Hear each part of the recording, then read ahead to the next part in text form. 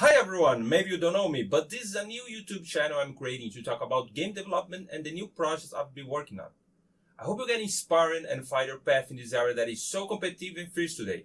I'm extremely enthusiastic about sharing my story with you.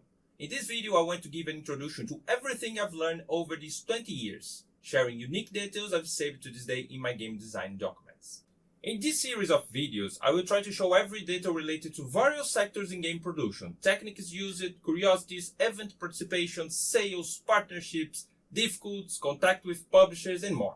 So to follow these sagas and stay up to date with these tips, don't forget to subscribe to the channel and activate the notification bell. Let's go back to 1999 when I started my industrial design course, right after getting frustrated with 2 unsuccessful years of engineering. I realized that my potential was much more connected to drawing and art than calculations and math. And that's when the design course made all the difference, allowing me to study various production techniques, develop and present projects, create sculptures, furniture, drawings, and expand my artistic and technical knowledge, interacting with other professionals in the field. It was in 2001 that I had my first contact with a software called 3ds Max, and that's where the dream of creating characters, games, vignettes, and everything involved 3D art at the time was born. I invested in 3 courses back then to improve my 3D modeling skills, scene creations, lights, and characters. Social networks didn't exist at the time, so that was the only way to study. After creating my first short film, Fight Venge, developing some 3D models for a portfolio, and finishing the course with a short film called Tonka 3D, I felt confident to look for opportunities in the market related to 3D work. That's when I found myself creating projects for different areas like cinema, websites, and advertising. The beginning is very complicated. The search for experience and recognition is constant because the work and knowledge, even with a design degree, aren't mature enough to have a standout portfolio.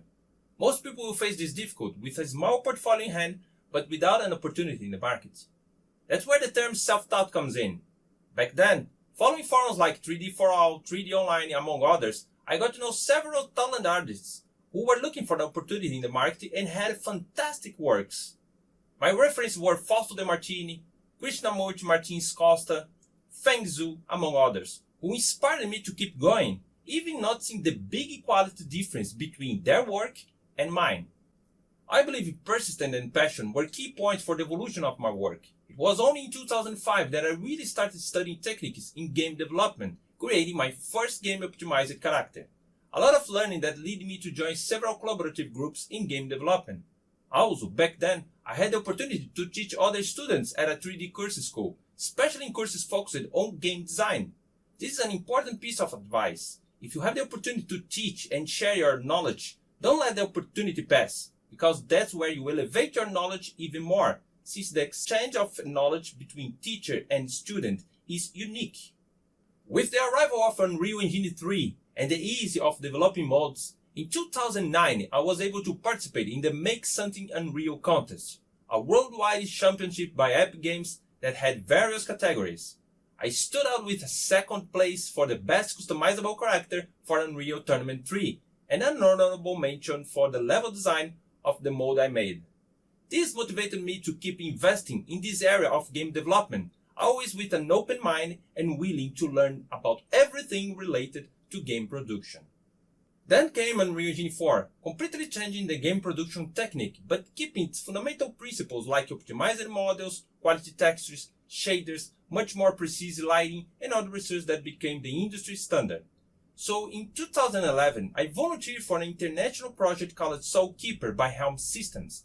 My intention was to gain recognition, open doors, and evolve my work as an artist. I was able to make several models, characters, and scenarios, but like every beginner, the barrier to concluding a project was bigger than my will, and I decided to focus on my courses and collections. I ended up creating hundreds of models, sound effects, and textures that I still sold today on Fab, which is basically the library portal for game developers on Unreal Engine. Focusing on training generated many other opportunities for me to create electronic model projects, vignettes, and other things. But I won't lie, my stubbornness was in producing games, and I couldn't give up on the idea of creating game projects. In the meantime, I elaborated personal projects that didn't move forward due to the lack of knowledge and experience. But I didn't get discouraged. I kept studying and practicing. Practice is fundamental. Like in a gym, if you stop practicing, your shape goes away. So it was only in 2016 that I felt I had enough knowledge to create a complete 3D game in Unreal Engine, a simple game with save systems, phase progression and puzzles. That's when I concluded the game Clown to Beat with 20 phases in 80 months. It's free to play on Steam. The fact that it was free was to allow me to track the game's metrics and evaluations. My intention was just to share my work and see if people had fun with it. After 4 months, I released a paid DLC, Crazy Circles, with some additional expansion levels for the game, and the hope of earning something. A hope that was thrown in the trash because practically no one bought the DLC. Up to that point, it was okay. I was learning to deal with the fact that nothing comes easy. Tracking positive and negative critiques is always valuable, and I saw that going solo wasn't the ideal path. That's when, through invitations, I managed to join with 3 other people to make a game with big aspirations. Yes, it's normal at the start of a career to dream big. Think people will value your effort, but the industry is extremely competitive. Let's look at the facts.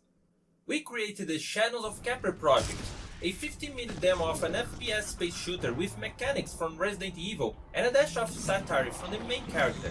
I invested in creating a complete art book with characters, script, and marketing data, showing that our game could be competitive in the market. Along with that, we created a replica of the game's main weapon, the Venom Strike, which on a trip to GDC in California, we were able to deliver in person to Tim Sweeney, president of Epic Games. Our expectations were high, especially given the effort we put in and for being there, alongside numerous publishers and developers. And the result? Well, you will always get a result, whether negative or positive, but since the expectation was high, the blow we took was strong. You have to keep your feet on the ground, have patience and persistence. After 1 month from the fair, we had contact from Gearbox.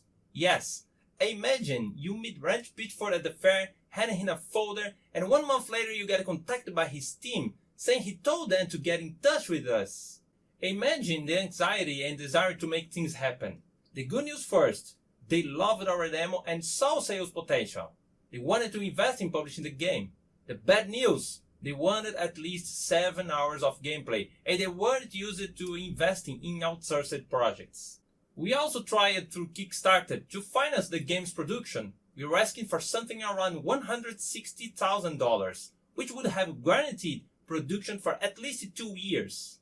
The result, a total failure. The lesson, we received offers from investors who use the platform to generate investment, and in return, they get practically all the investment back plus a big chunk of the project, serving more for the game's commercial factor, indicating people are supporting it, but ultimately the investor is the one benefiting. The campaign is going to succeed anyway. In other words, they don't enter to lose. Our mindset was that the community would have organic strength to support our project. But that's not how it works. It's all about marketing. And a big part of marketing is about misleading people, unfortunately. And that left me pretty upset back then. The team didn't have that enthusiasm to continue production anymore. And I didn't see myself in a position to demand things from other people when I wasn't paying them for it. Everything was collaborative and invested from my own pocket. Yes, the dream continues. The desire to produce games remains. But what I'm going to do now in the year 2020? Real doubt. Do I insist on creating courses and training amid a mountain of free content on YouTube and hundreds of cheap courses on the internet teaching how to create your own game in 1 week? Work with architectural modeling? Work creating assets or characters for outsourced companies? And my dream of creating my own successful game, where does it stay? Buried in oblivion? Is that my mission? Well, opportunities and my finances gave me another chance to spend 2 years producing a new game, this time solo, but hyper-focusing on 2 things, the game's production and its marketing. So both would move together and I'd have enough data to negotiate with a publisher. Now things start getting cooler. Imagine create your own game and selling it on Steam, having my first sales revenue and be able to make a living from it. Hold up, let's look at the facts. Parallel. The game most YouTube channels have heard at least once. Yes, I spent practically the whole day with hundreds of channels open, commenting on every video intelligently so it didn't look like spam, saying I was producing a game too, always trying to relate the video stop to what I was doing. This generated an absurd return on the parallel channel, managing to hit 10,000 subscribers. This gave me confidence. I spent the whole day on social media posting about Parallel and the other half of the day producing Parallel. I always made my production checklists with start, middle and end. And in 2022, I said, either I finish this project now or I don't finish it anymore. I already had at least 6 hours of gameplay, various quests, puzzles, etc. It was time to finalize and sell. So here we go. Contacts with publishers weren't that great because the game itself was somewhat different from what the public is used to. It was pretty risky for them. Few gave feedback, and with others I met some really nice people who I'm still hoping to reconnect with at the right time. An open world RPG made by one person seems like something hard to imagine, but my art skills helped a lot. I was able to make new characters and create new faces for the game as a marketing factor, to show people I was still bringing something new to the game. A battle between clowns, saving a village of a big-nosed folks from a monstrous insect. All this was constantly invested in social media and on Steam as a way to attract more and more people's attention. Where else could I invest? Yeah, a game fair in Brazil, the BGS. That's where I put into practical something I've always liked doing. Bring things nobody's done yet. Imagine the scene. A game developer dressed in cosplay from the game, giving away 20 special collections of the game as gifts. In those collections, I myself produced and painted the clown miniatures, which came in boxes with lights. Total dedication to doing totally different things. A box with the miniature, game box, a plushie I produced myself, shirt, caps, and stickers. Think about a difficult and arduous job, but one that was done with a lot of care and dedication. To many, it might seem crazy. To me, it was satisfying. The community support was excellent. My expectations were high. Several YouTube channels supported me, the biggest one being BRKS Dus, where my gameplay got over 300,000 views. So let's think along with me. The game is going to sell a lot, right? Wrong. The game had its initial sales, but they weren't sustained. The marketing investment was paid off by game sales, but it was far from covering the 2 years I spent focusing on producing it. The conclusion? Learning. The solution? Make another game, to show you how stubborn I am. The family didn't believe me that much anymore, but they supported me in a way. After all, it's better to live a life with lots of money and be unhappy, or live a simple life but doing what you love. My interest was never money. If it were, I would have given up on everything back in 2019. It was too late to quit, and the idea was to persist. Yeah. In 2023, I started creating a co-op game multiplayer completely different from anything I'd done before, but with things I love. Cyborgs and monsters, with lots of shooting and destruction. A game that doesn't follow trends, not made to show to any publisher, simple a game I'd like to play and have fun with that classic difficulty of having lives and facing hordes of monsters in different environments. What a wonderful project! With some partners, I was able to make some cool marketing materials, creating dozens of videos and shorts for the internet. A game for a specific niche. So at the end of 2023, I launched Cyborg 3003 as early access to keep producing it. And in 2024, I finished its roadmap and launched it complete, with lots of monsters, scenarios and weapons. It's not a game focusing on story, it's a game focusing on shooting and surviving waves of attacks. Result, another game for my collection and a very limited sale. Let's talk wishlists. While Parallel had gotten almost 10,000 wishlists and sold around 1,000 copies at launch, Cyborg 3003 had 4,000 wishlists and sold around 400 copies at launch. Look how interesting. For an indie game, 10,000 is something to praise, to celebrate. But talking with publishers back in Parallel's time, they told me and showed some cases where the game wouldn't even be launched if it didn't have at least 45,000 wishlists. That's why I didn't stress about Cyborg. I would just enjoy the process, I thought to myself. Publishers have the know-how, infrastructure, experience, and money that a solo-indie developer could never have. I understood that and saw how important it is to have a publisher. But now that I know about this difficult, what do I do with this info? Invest in relationships and know that alone you don't go anywhere. They will say your game has potential, they will congratulate you and say they wish you success, etc. But congratulations don't pay the bills, right? Well, unless you are a millionaire, then you do what you want. And how are parallel and sidebar sales doing nowadays? Well, given the production effort I put in, I couldn't put too low a price on game sales, and I thought I could have a good return when I put the games on aggressive promotions. And yeah, aggressive promotions of 80 or 90% do generate results. In 1 week with Parallel's 90% promotion, I sold 130 units of it. The following week with Cyborg's 3,380% promotion, I sold 90 units. That's something to celebrate. If I think on a large scale, I could be making mini games and launching 1 game a year, increasing my income. But no, that's not my idea. It's not the best scenario for me. So what's my idea then? I always think about projects with a lot of care and always seek perfection. I want each of my works to be unique and exclusive and increasingly precise, accurate, and better. And this brings a huge challenge. And together with 2 partners, I can now dedicate myself to a new project, Max Madness. Think of a mix between Fallout 3 and Mad Max, 2 franchises I'm passionate about. But hold on, now we are going to do things differently. While building a community is important, having the right publisher for your game is crucial. Let's evaluate a scenario. Let's say Parallel with videos from my YouTube partners and using Keymailer as a marketing platform has generated 600,000 or even 1 million views for me. Do you think that's a lot? And what if I told you that Ubisoft, obviously I'm not comparing myself to them, but just to give you an idea, on the last Assassin's Creed, they had about 160 million views across their network and hundreds of channels and portals.